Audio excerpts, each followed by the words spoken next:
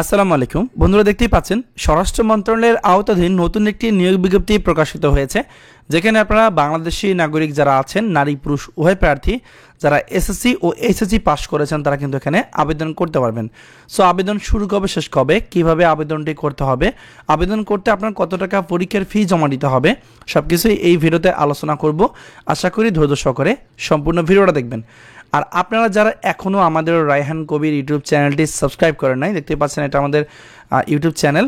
এখানে আমরা নিত্য নতুন সরকারি চাকরির আপডেট ভিডিও তৈরি করে থাকি, তারা অবশ্যই এই চ্যানেলটি সাবস্ক্রাইব করে রাখবেন, ঠিক আছে? যারা আপডেট ভিডিওগুলো পেতে চান চাকরি সংক্রান্ত, অবশ্যই আমাদের এই চ্যানেলটা নজর রাখবেন। আর এর পাশাপাশি যারা ফেসবুক থেকে এই ভিডিওটা দেখতেছেন, এই যে আমাদের পেজটা আছে জব সার্কুলার বিডি, ফেসবুকে গিয়ে সার্চ করলে হবে। এই পেজটা অবশ্যই ফলো দিয়ে রাখবেন, এখানেও কিন্তু আমরা এই ভিডিওগুলো দিয়ে থাকি। চলে আসলাম মূল যে নিয়োগ বিজ্ঞপ্তি সেটিতে। এটি প্রকাশিত হয়েছে 26 অক্টোবর 2025। সেখানে কী কী পদ আছে সেটা আমরা দেখে নিই। তো আজকে আমি প্রথম যে পদটা নিয়ে আলোচনা করব, এখানে অফিস সহায়ক নেওয়া হবে। 49 জন লোক নিয়োগ করা হবে শুধুমাত্র এসএসসি পাশে। মনে রাখবেন, এখানে যে পদগুলো দেওয়া আছে এই সকল পদের ক্ষেত্রে বাংলাদেশের সকল জেলা থেকে নারী পুরুষ উভয় প্রার্থীরা আবেদন করতে পারবেন। এরপর নেওয়া হবে অফিস সহকারী কাম কম্পিউটার মুদ্রাক্ষরিক 20 জন। এখানে এইচএসসি পাস হতে হবে, কম্পিউটার প্রশিক্ষণ প্রাপ্ত হতে হবে। কম্পিউটার মুদ্রাক্ষরে প্রতি মিনিটে বাংলায় ও ইংরেজিতে যথাক্রমে 20 শব্দের গতি, টাইপিং স্পিড থাকতে হবে। আর এখানে কিন্তু প্রত্যেকটা পদের ক্ষেত্রেই যাদের জন্ম তারিখ 1/10/2025 তারিখ ধরে বয়সসীমা 18 থেকে 32 বছরের মধ্যে হবে, তারা কিন্তু এখানে আবেদন করতে পারবেন। এরপর না হবে ক্যাশিয়ার 1 জন। আবেদন করার জন্য কোনো স্বীকৃত বিশ্ববিদ্যালয় হইতে বাণিজ্য বিভাগ থেকে স্নাতক ডিগ্রি অর্জন করতে হবে, কম্পিউটার চালানোর দক্ষতা থাকতে হবে, কম্পিউটার ওয়ার্ড প্রসেসিং সহ কম্পিউটার চালনায় দক্ষতা ও অভিজ্ঞতা অবশ্যই থাকতে হবে। এরপর না হবে 60 মধ্যে করে কম্পিউটার অপারেটর। এখানে 15 জন লোক নিয়োগ করা হবে। এখানে আবেদন করার জন্য যে কোনো স্বীকৃত বিশ্ববিদ্যালয়তে স্নাতক বা সমমানের ডিগ্রি অর্জন করতে হবে, কম্পিউটার প্রশিক্ষণ প্রাপ্ত হতে হবে এবং কম্পিউটার ওয়ার্ড প্রসেসিং এর জন্য আপনার যে টাইপিং স্পিড ইংরেজিতে 30 ও বাংলায় 25 শব্দের গতি থাকতে হবে।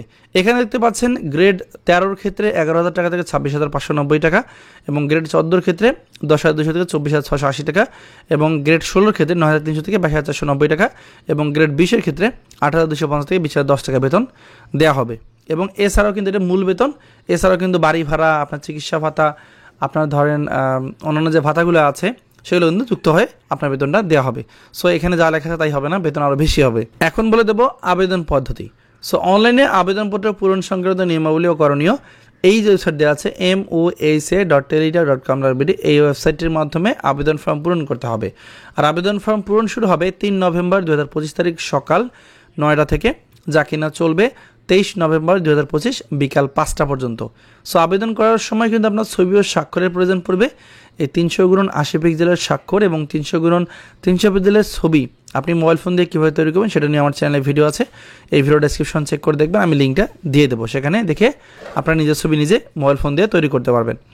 আর এখানে কিন্তু দেওয়া আছে আবেদন ফি বাবদ 1 নং 2 এবং 3 নং পদের ক্ষেত্রে 112 টাকা আবেদন সাবমিট করে ঠিক 72 ঘন্টার মধ্যে জমা করতে হবে এবং 4 নং পদের জন্য টেলিটক সার্ভিস সহ 56 টাকা আবেদন সাবমিট করে ঠিক 72 ঘন্টার মধ্যে জমা করতে হবে। আর শুধুমাত্র এই টাকাটি টেলিটক সিমের মাধ্যমেই জমা করা যাবে, অন্য কোনো মাধ্যমে জমা করা যাবে না। আর জমাদানের যে প্রসেসটা, টাকা জমার প্রসেসটা দেওয়া আছে, প্রথম SMS কীভাবে করতে হবে এবং দ্বিতীয় SMS কীভাবে করতে হবে এখানে কিন্তু দেওয়া আছে, এটা আপনারা দেখলেই বুঝতে পারবেন। আর একটা ভিডিও শেষে কথা বলবো, সেটা হচ্ছে যাদের শিক্ষাগত যোগ্যতা মিলবে তারা প্রত্যেকে আবেদন করবেন, কারণ এখন কিন্তু পরীক্ষাগুলো খুব একটা হার্ড হচ্ছে না, আপনারা অল্প পড়লেই ইনশাল্লাহ ভালো রেজাল্ট করতে পারবেন। দেখা হবে পরবর্তী ভিডিওতে। আজকের ভিডিও এ পর্যন্তই, ভালো থাকবেন সবাই, আসসালামু আলাইকুম।